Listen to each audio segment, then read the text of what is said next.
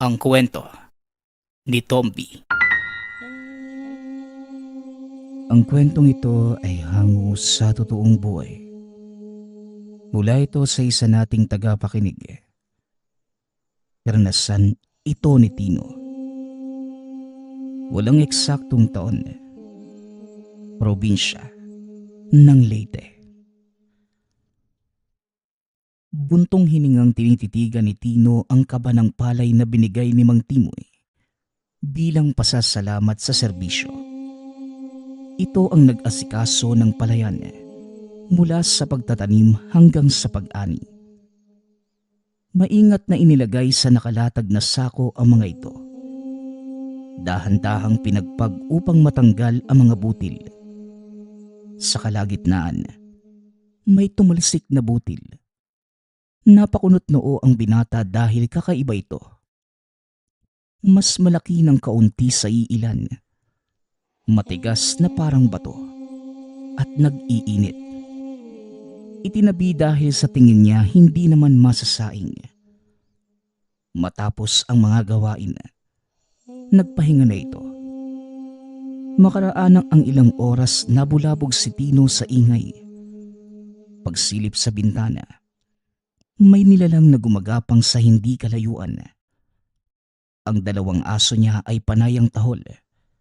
Binaliwala sa pag-aakalang aso lang din. Ngunit nang tumahimik na lamang bigla, kinutuba ng binata. Binitbit ang gulok at nagsindi ng sulo. Saka lumabas ng tahanan. Nakatihaya na ang mga aso paglapit. Wakwak ang tiyan. Nakalabas ang mga lamang loob. Kinilabutan ng matanaw ang nanlilisik na mga mata sa hindi kalayuan. Hindi na nag-abalang lumapit. Dahil alam niya na kung sino ang salarin sa pagkamatay ng mga aso. Isang aswang. Nagmamadaling pumasok sa tahanan upang makaiwas sa posibleng pag-atake. Umalis din naman ito makalipas ang ilang sandali. Naghintay ng umaga bago tinignan ang bangkay ng mga alaga. Napabuga na lamang ng hininga. Sabay iling. Ilang taon nang kasama ang mga asong ito. Nagsisilbing bantay sa mga oras na walang tao sa tahanan. Ngunit ito ngayon. Nakabulagta ang mga ito. Mabigat ang damdamin na nagukay para ilibing. O Tino, anong meron? Ang aga mo namang nagukay. Ano ang inililibing mo? Tanong ni Mang Timoy. Magandang umaga ho sa inyo. Yung mga aso ko, pinatay po ng aswang kagabi. Umatake po eh. Tugo ni Tino. Aba, talaga? Diyos ko, kawawa naman yung mga aso. Ang babait pa naman nun. Wala ka na tuloy tagabantay. Sigurado ka bang aswang? Maraming loko-loko rito sa atin.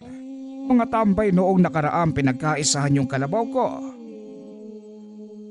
Sigurado po ako aswang yun. Hindi lang po ako naglakas loob na humarap. Kasi wala naman po akong alam sa pakikipaglaban eh. Gulok lang po ang meron ako. Kailangan pang lumapit. Yun lang pala eh. May armas doon sa bahay. Alam mo naman na retirado ang ama ko sa serbisyo bilang pulis. Pwede mong hiramin para kapag bumalik mababaril. Halika, doon tayo sa bahay ko para makita mo. Ay, tanggapin mo pala itong kalahating sako ng mais. Pandagdag mo rin yan sa araw-araw. Pag-uusap ng dalawa. Matapos maipasok sa loob ang biyaya, sinamahan nito ang matanda. May kalayuan ang tahanan kaya inabot ng ilang minuto ang paglalakad. Pagkarating sa bakuran, napatigil ng matanaw ang mga asong naghahabulan sa mismong palayan. May mga parte pa na hindi pa naaani. Dali-daling kinuha ang tirador. Sinita ang mga ito. Ngunit nagtataka si Tino dahil masyadong pamilyar ang mga mata ng isa.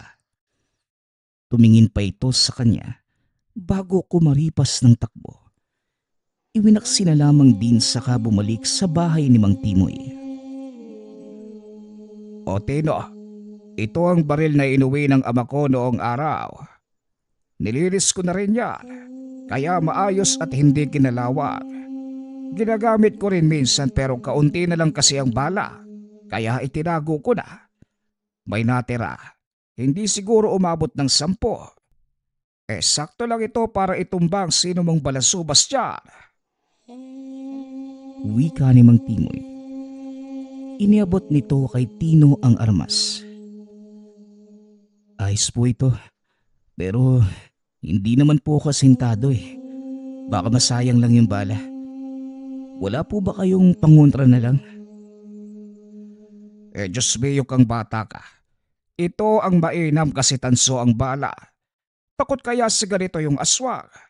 Tapos kapag nagpaputok ka, sa lakas, pwedeng magising ang mga kapitbahay. May makakapagsaklolo pa kapag nagkataon. Tugon ni Mang Timoy. Napakamot sa ulo si Tino. Sa pamimilit na matanda, tinanggap na lamang ang baril. Pagkatapos magkasundo ay nagpaalam na.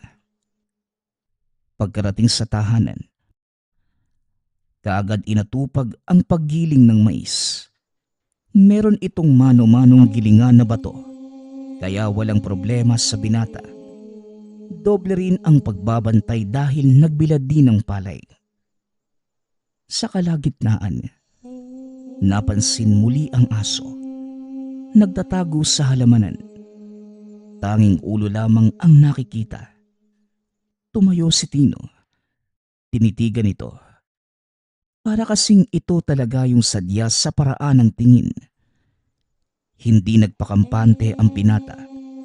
Nagbitbit ng patalim bago nilapitan ngunit hindi na nakaabot. Kumaripas ng takbo ang aso. Kamot ulo itong bumalik. Tinapos na lamang ang mga gawain. Pagsapit ng hapon, nagpunta ng sakahan si Tino. Naabutan doon ang kapwa magsasaka. Naabala rin sa paghahanda para sa nalalapit na pagtatanim. Habang siya naman, dumiretso sa kubo para kumuha ng gamit pang-araro. Ang maisan sa dulo ng palayan ang tatrabahuhin. Sa pagdaan ng mga oras, si Tino na lamang ang naiwan sa sakahan. Nag-aagaw na ang dilim at liwanag ng mga sandaling yun. Nagsiuwian ang mga magsasaka. Iilang tudling na rin naman ang tatapusin. Nang ipinastolang kalabaw, nagulat sa paglitaw ng aso. Bigla itong lumundag mula sa nakatambak na dayami.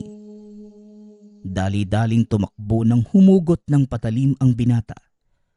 Sa puntong ito, napaisip kung ano nga ba ang pakay nito sa kanya.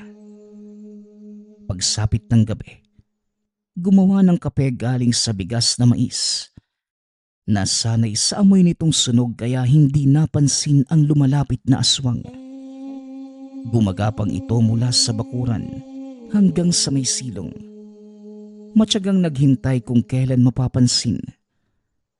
Pagkatapos ng binata sa kusina, nagpunta ito sa kwarto upang matulog.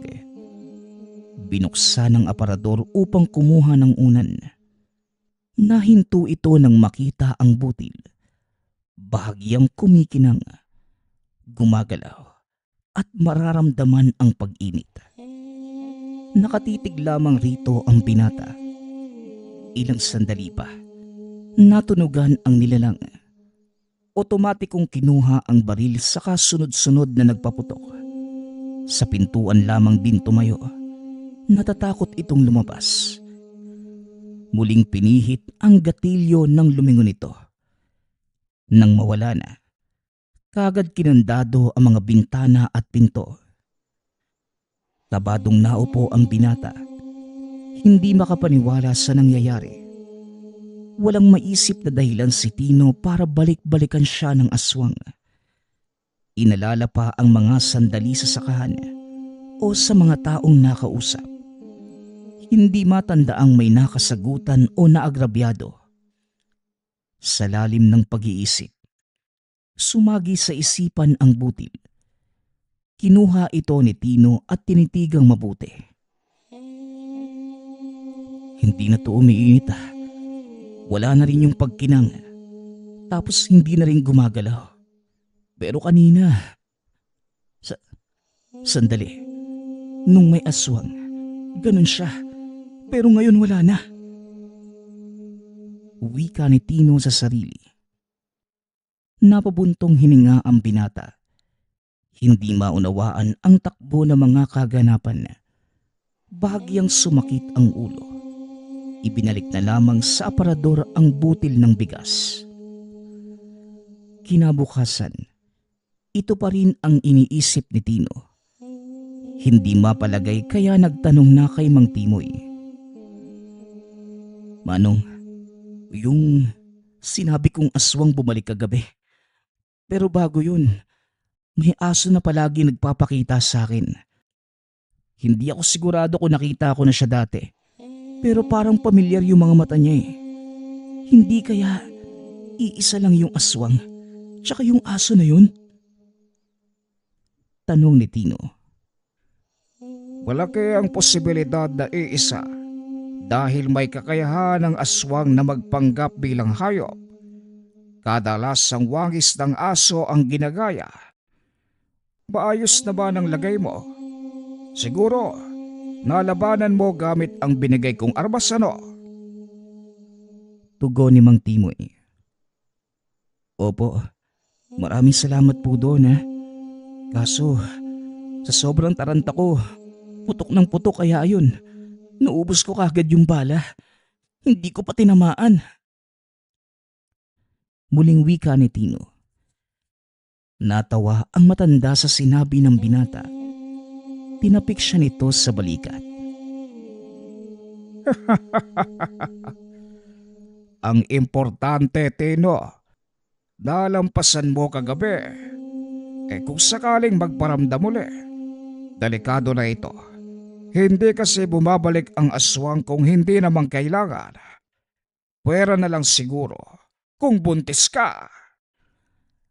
Pabirong wika ni Mang Timoy. Pareho silang natawa.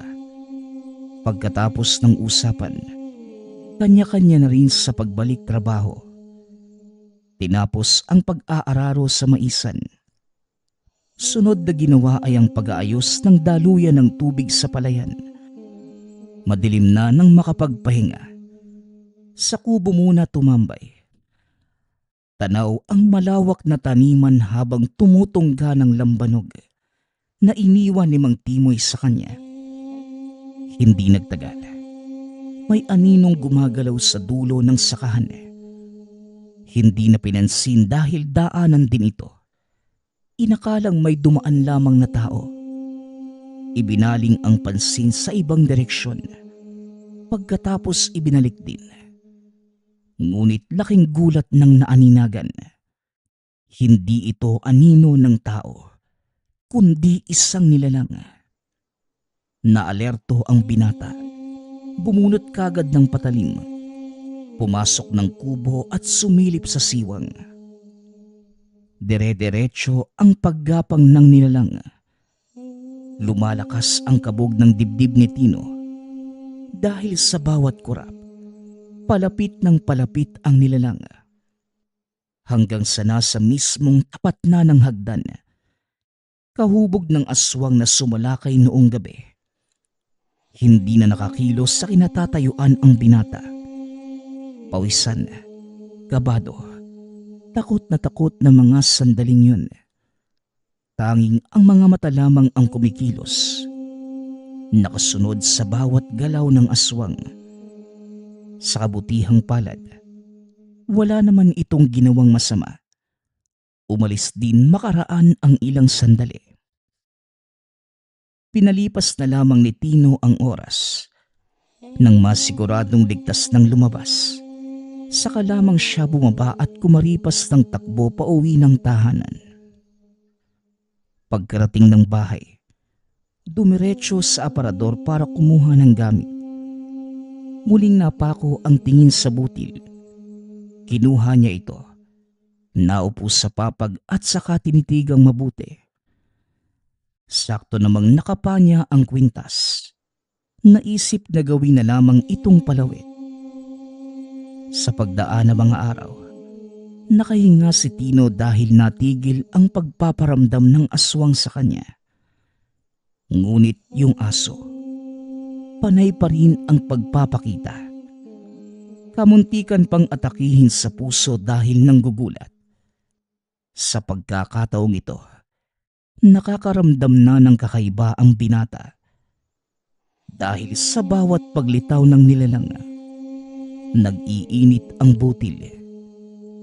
Hinuhubad minsan dahil pakiramdam niya nakakapaso sa balat. Habang yung aso naman hindi makalapit, dumidistansya lamang na para bang may hawak siyang kinakatakutan nito. O Tino, kumusta ka naman? Hindi ko na nadidinig na nagrereklamo ka tungkol sa aso o aswang. Tinigilan ka na ba? Tanong ni Mang Timoy. Hindi na ito nagkukwento. Minabuting intindihin mag-isa ang mga nangyayari. Gusto nitong maunawaan ang lahat ng siya lamang. Lalo pat may hawak na hindi pangkaraniwang bagay. Yung sagradong butil. Ang totoo, Manong, meron pa rin naman po pero hindi ko na lang pinapansin. Nababaliw nang ako sa kakaisip Wika ni Tino. Mabuti yan. Para naman ikaw lang ang magpaprane. Nakisuyo pala ako ng bala sa kilala kong nagbebenta na. Alam mo na, 5 peraso kaya gamitin mo kapag kailangan lang ha. Maraming salamat po, Mang Timoy. Sana wala nang aswang na manggulo para hindi ito masayang. Di talaga kasi ako asintado Yun lang. O siya, huwag kang magpapagod kakatrabaho rito sa taniman. Malaya kang magpahinga kailan mo gusto. Sa susunod na buwan pa naman ang pagtatanim. Kaya dahan-dahan lang ha. O siya, aalis na ako. Umuwi ka na rin mamaya. Huwag masyadong magpapagabi. Hinatid ni Tino ang matanda sa tahanan nito. Pagkatapos, bumalik ng taniman para ligpitin ang mga gamit. Matapos isukbit ang pagmamay-aring gulok, binaybay na rin ang daan pauwi. Pagkarating ng tahanan, nagulat kagad si Tino sa bumungad. Ang mga nakatambak na kagamitang pansaka sa silong ay nasira. Bukas ang bakanting kamalig. Wasak ang bahagi ng dingding. Sinuring maigi. Ganun na lamang ang reaksyon ng mapansin ang pag-init ng butil. Paglingon, may nakaabang palang nilalang sa kanya. Sa pagkakataong ito, hindi maintindihan ni Tino kung ano ba ang nangyayari. Ngunit sa halip na tumakbo, kagaya ng palaging ginagawa, umakbang ito palapit. Hinarap ang aswang. Hindi niya alam kung saan nakahugot ng lakas at tapang na mga sandaling yun. Ngunit iwinaksi muna ang isiping ito. Ikaw na naman? Ano ba talagang sadya mo sa akin? Ilang beses ka na nagpapakita. Magpalit ka ng anyo bilang tao. Mag-usap tayo ng tao sa tao. Wika ni Tino. Binunot nito ang gulok. Gumapang naman ang nilalang palapit sa kanya. Ngulit na natili sa madilim na bahagi. Walang sali-salita. Walang pagkilos. Naroon lamang at nagtatago. Naghintay pa ang binata. Ngunit hindi na napansin na wala na pala ito. Napahugot na lamang ng hininga. Pambihira. Kung manggulo walang pasabi. Kung umalis, wala man lang din paalam. Ginagawa kong baliw ng aswang na yun. Hinintay ko pa, wala naman pala. Wika ni Tino sa sarili. Napabuntong hininga ito habang papasok ng tahanan. Makaraan ang mga araw. Tumigil na sa pagpaparamdam ang aswang at ang aso. Walang nakakaalam kung ano ang dahilan, ngunit ipinagpapasalamat ito ng binata. Sa pagkakataong ito naman, nakaramdam siya ng malaking pagbabago hindi lamang sa katawan, kundi sa kanyang pandama at paningin. Mas tumatalas, lumalakas. Madali na ring makapansin ng kasamaan at panganib. Isang araw, habang nag-aayos ng daluyan ng tubig sa palayan, isang grupo ng kalalakihan ang bumaba mula sa bundok para manggulo. May mga dalang patalim. Hindi kinakaawaan ang matatanda. Patuloy sa paninindak. Nasa malayo si Tino na mga sandaling yun, kaya hindi kagad nakasaklolo. Napansin na lamang na itinumba ang isang matanda. Dito otomatikong kumilos ang katawan. Naglakad palapit sa kalalakihan. Wala rin pasabing sinuntok. Binalian ng braso at binte. Pinagbubugbog hanggang sa dumanak ang dugo. Nahinto na lamang na mapagtanto ang ginawa. Hindi naman umawat ang mga magsasaka dahil nais din nilang makagante. Sige, bumalik pa kayo rito.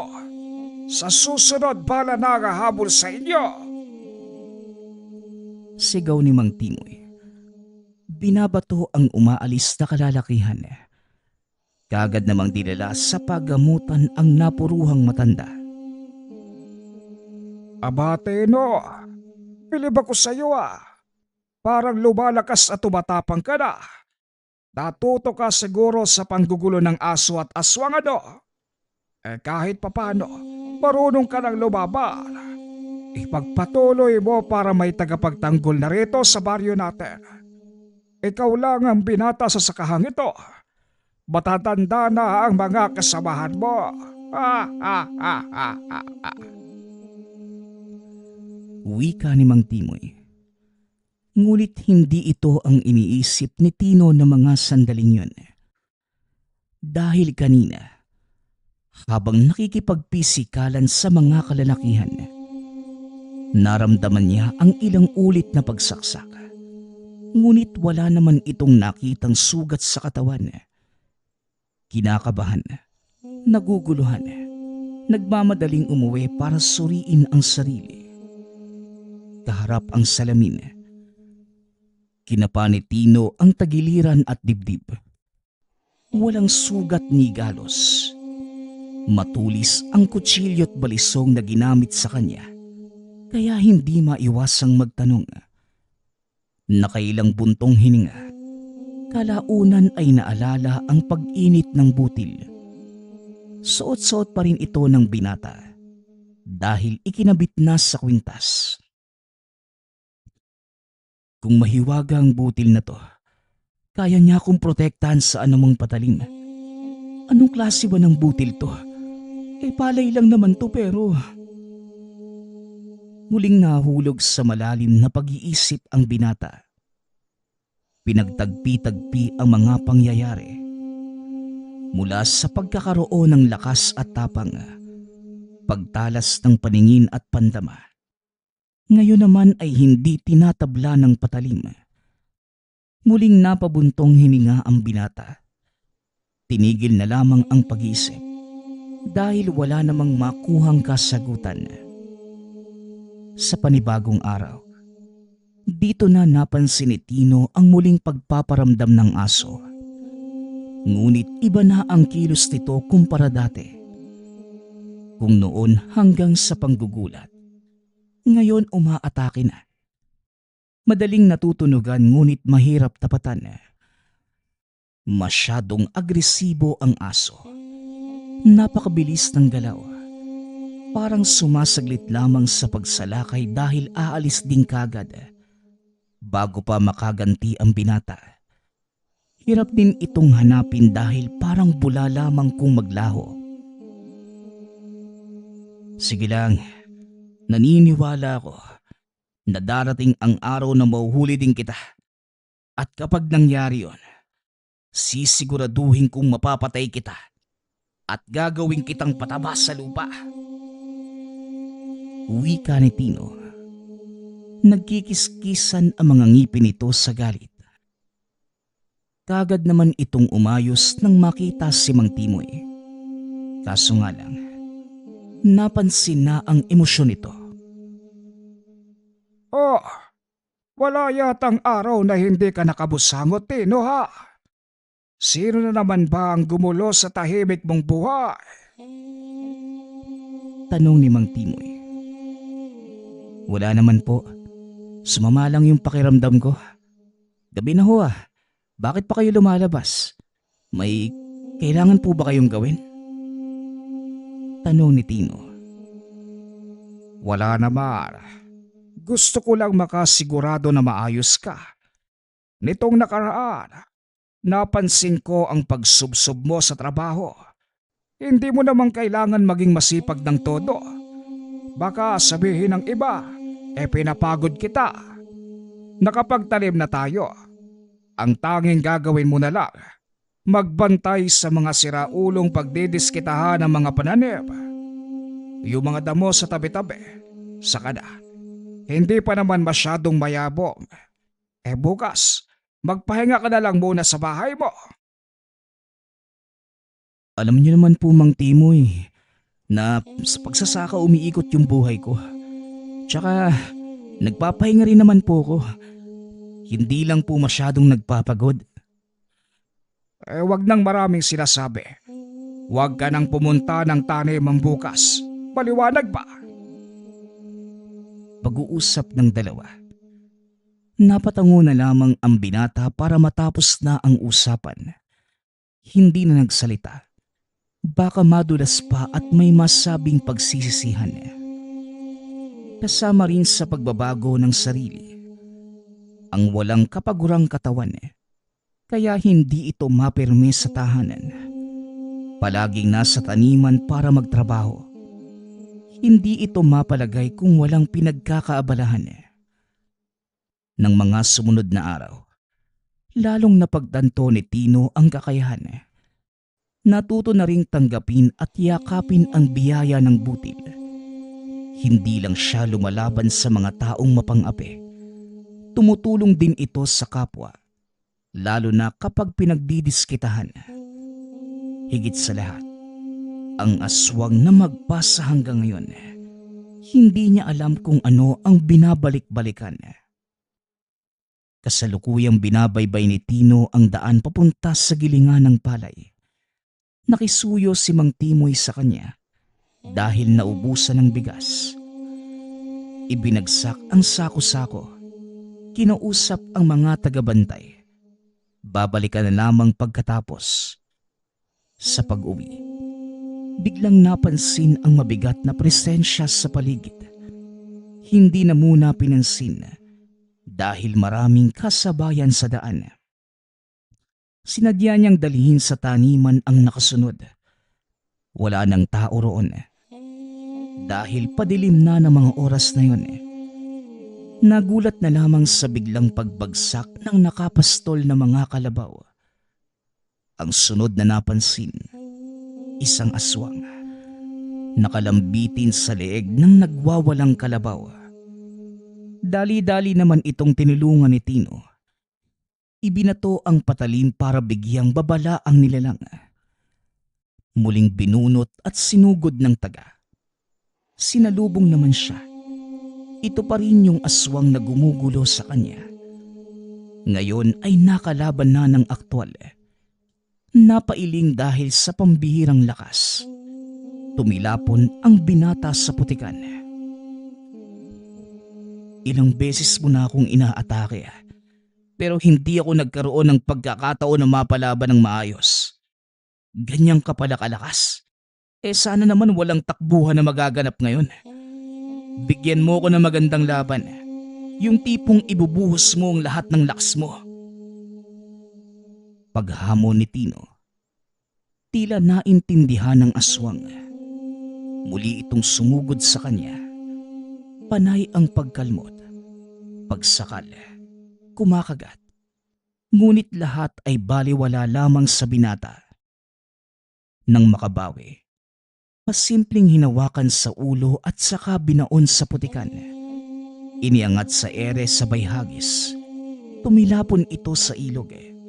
Dali-daling sinundan para hindi na makatakas. Sa mismong ilog sila nagpatuloy. Panay ang kapit ni Tino sa mga bato at baging na nakalaylay sa tabi upang hindi matangay ng agos. Habang yung aswang naman sa kabilang banda, baliwala ang pagtaas ng tubig. Patuloy lamang sa pagsugod. Nang makakuha ng pagkakataon, hinila ito pabalik sa lupa at muling nagtuos. Diniina ng binata ang nakatutok na patalim sa muka ng aswang. Hindi nagtagal. Bumaon ito sa pisngi ngunit madaling nakabawi. Siya naman ngayon ang tumilapon. Nagwala ang aswang sa tinamong sugat. Naging mas agresibo sa muling pagsalakay. Gayunpaman, napanatili ni Tino ang lakas at sa huli, natapatan ng aswang. Bumulagta itong putol ang braso at binte. Hindi ko alam na malambot pala ang buto mo. Isang tagalang naputol ka agad. Gusto na sana kitang tapusin eh. Pero bago yon, may katanungan pa akong hindi nasasagot. Pabalik-balik ka sa akin eh. Ano bang atraso ko sa'yo? Tanong ni Tino. Mahina itong umangil. Wala pa ring nakuhang kasagutan. Nalagutan na lamang ng hininga. Napaupo sa tabi si Tino. Hindi alam kung ano ang gagawin sa bangkay. Ito pa lamang ang unang pagkakataon na nakapas lang kaya naguguluhan kung ano ang dapat unahin. Panay ang paglingas sa paligid. Kinakabahan na may makakita ngunit huli na dahil napansin ito ni Mang Timoy. Tino, aswang yan. Teka, ikaw ba ang nakapatay? Wika ni Mang Timoy. Napalunok ang binata. Malalim na napabuntong hininga. Sa kabutihang palad, hindi naman siya hinusgahan ng matanda. Tinulungan pa itong iligpit ang katawan. Maraming salamat po talaga, Mang Timoy. Hindi ko talaga alam kung ano yung gagawin eh. Mabuti po dumating kayo. Ito ang unang beses na may pinatay ako eh. Wika ni Tino. Wag mong sabihin yung salitang yan. Hindi natin alam kung ano ang iisipin ng tao kapag nadinig ka. Ang mas importante, ligtas ka. Ngayon ang poproblemahin natin ay kung paano ipapaliwanag sa may-ari ang nangyari sa kanilang mga alaga. Mabuti nakatakbo yung isa. Nakasalubong ko nga sa daan kaya napapunta ko rito. Tugon ni Mang Timoy. Ang tinutukoy nito ay yung mga alagang kalabaw ng may-ari. Sa kabutihang palad, napaniwala ang mga magsasaka na may sumalakay sa mga ito. Yung iba, tinanggap na lamang ang nangyari at sinabing tapos na at wala nang magagawa pa. Habang yung iba naman, patuloy sa pagbitaw ng mabibigat na salita. Lalo na yung mga umutang ng puhunan para makabili ng kalabaw. Pinagdiskitahan pa ng isa si Tino. Huwag mong sisihin ang binata. Alaga namang harapin niya yung aswang. Ano ba ang laban nito? Kung sakaling siya yung napatay, pananagutan niyo ba? Wika ni Mang Timoy. Natahimik ang mga tao nang sabihin niya ito.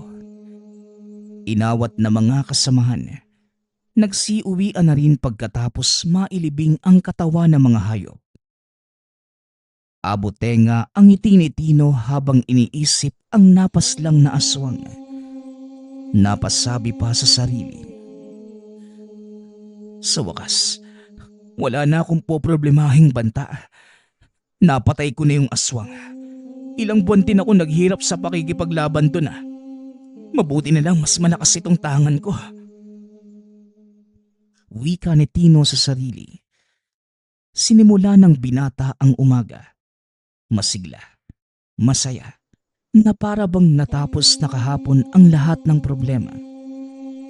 Napasubsob na rin sa trabaho dahil dumating ang araw ng pag-aani. Kabilaan din kung tumawag ang mga magsasaka para magpatulong. Nawala na ang mga kaganapan sa isipan. Nagpang-abot sa gilingan si Tino at ang kababata. Hindi inaasahan na magkikita dahil sa pagkakatanda niya. Lumuwas na ito ng Maynila para makipagsapalaran. Grabe! Noong huli nating pagkikita, ang payat mo pa. Ngayon maskulado ka na. Matikas ka ng tignan. Ano bang kinakain mo para magkaroon ng ganyang katawan? Wika ng kababatang si Bimbo. Grabe ka naman, Bimbo. Siguro dahil lang sa madalas na pagbubuhat, kaya unti-unting nauhubog yung katawan ko. Ikaw ba? Ano nang nangyari? Bigla ka na lang umuwi rito. Dito ka na ba magtatrabaho? Tanong ni Tino. Minalas ako doon sa Antique. Di ko alam na umabot pala hanggang doon yung aswang. Nasawi pa nga yung tsuhin ko na nagdala sa akin doon. Sigbin yung umatake. Nagpanggap kasi na aso. Inalagaan tapos ayun, pinatay siya. Ayaw kong mag-isa doon kaya umuwi na lang ako. Swerte, tinanggap ako dito sa gilingan. Wika ni Bimbo. Napahaba ang usapan ng dalawa. Dahil sabik sa kwentuhan, inaya ito ni Tino sa tahanan. Dito natalakay ang aswang. Binanggit ng binata ang tungkol sa aso na palaging nagpaparamdam. Sa hinuha ni Bimbo, posibleng gusto siya nito bilang tagapangalaga. Di lang ako ganun kasigurado. Tsuhin ko lang kasi yung nagkwento. Ang sabi niya, kapag may hindi pangkaraniwang aso na umaaligid sa'yo, sigurado na ikaw yung pinili para mag-alaga sa kanya. Sigbin nga raw yung tawag, kagaya sa aso na kinupkup niya. Hindi lang niya masyadong napansin kasi parang literal na tuta talaga. Yung mga mata, grabe manlin lang. Akala mo nakita na dati, hindi pala. Bakit? Meron ba nagpaparamdam sa'yo? Pare, kung meron man, wag na wag mong tatanggapin. Oo, nagbibigay ng swerte, sabi nila. Pero grabe rin kung malasin. Pagpapaliwanag ni Bimbo. Napaisip si Tino. Hindi alam kung tugma ba ang sinasabi ng kaibigan sa nangyayari sa kanya noon. Sa kabila nito, isinawalang bahala dahil tapos na yun. Itinloy ang usapan.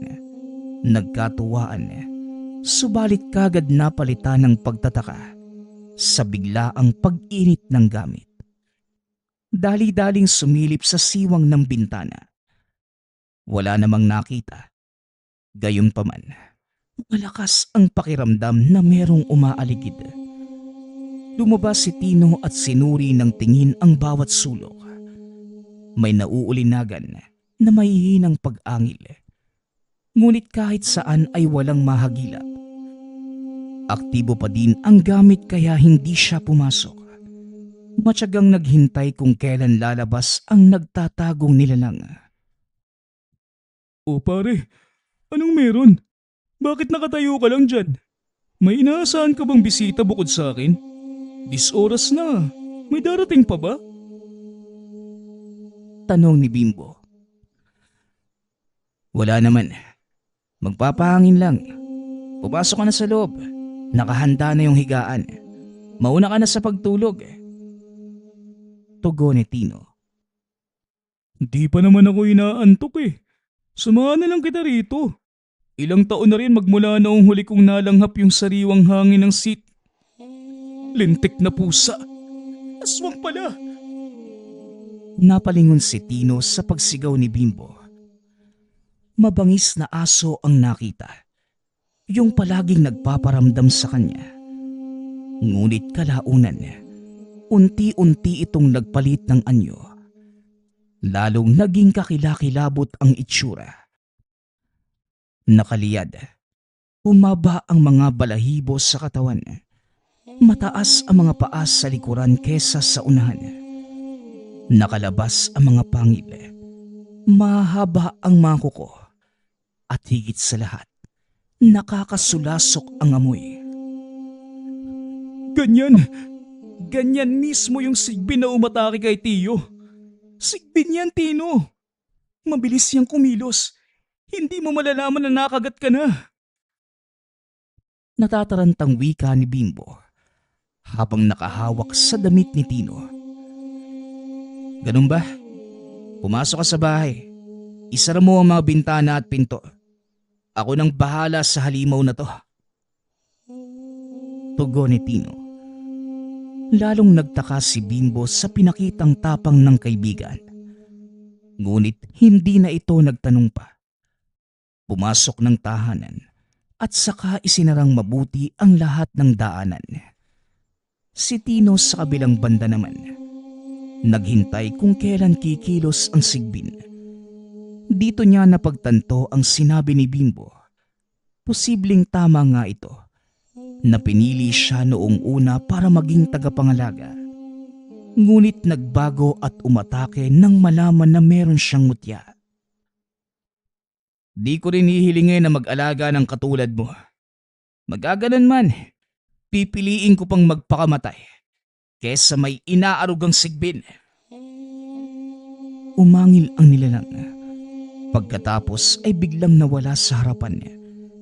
Napansin na lamang ng binata nang tumilapon siya. Dali-daling bumangon para mapigilan ang mga pag-atake. Bumabaon sa balat ang kuko nito. Bagay na hindi inaasahan. Nasanay siyang hindi nasusugatan. Gayunpaman, sinikap nitong matapatan. Nang maabot ang patalim, dito na nakabawi. Pinagtataga nito ang sigbin. Sa kabutihang palad, tinamaan kahit mabilis ang galaw ng nilalang. Nang mahawakan sa ulo, walang pasabing pinugutan. Hinugot na rin ang puso para masiguradong hindi na mabubuhay pa. Grabe, hindi ko inaasahan na ganito kakahusay pagdating sa pakikipaglaban, pare. Halika, kailangan nating sunugin yung katawan para hindi na mabuhayan. Wika ni Bimbo. Sinunog nila pagkatapos ay inilibing. Si Bimbo ang nanguna dahil may kaalaman ito. Kinabukasan maagang sumadya si Mang Timoy. Ibinalita ang kalagayan ng hukay. May magnanakaw yata sa bangkay ng aswang. Wala na sa libingan. May bakas ng paghukay roon. Wika ni Mang Timoy. Paano nangyari yun? Sino naman yung magnanakaw ng bangkay? Sa aswang pa. Tugon ni Tino. Sandali, may nilibing kayong aswang? Diretso lang sa paglibing. Naku, hindi na nakakapagtaka kung nawala kasi mabubuhay ulit yun. Hindi bali na. Sinunog na natin kagabi, Tino. Ano? Paano sinunog? Anong natin? Yung sigbin. Pwede din siyang magkatawang aswang. Yung parang tao na halimaw. Kapag napatay at nilibing lang kagad, malaki yung tsansang mabubuhay. Pagkatapos babalik sa orinal na anyo, yung parang aso, yun yung pinaslang mo at sinunog. Yung nilibing natin kagabi. Pagpapaliwanag ni Bimbo. Hindi makapaniwala si Tino sa kaalaman ng kaibigan. Sinuri nila ang pinaglibingan. Walang bakas ng paghukay. Ang sabi ni Bimbo, hindi na ito magbabalik buhay dahil patay na at nasunog na ang katawan. Dahil dito napanatag ang kalooban ng binata. Pagkatapos ng lahat, dito na rin nagtapos ang kalbaryo sa pakikipaglaban sa aswang.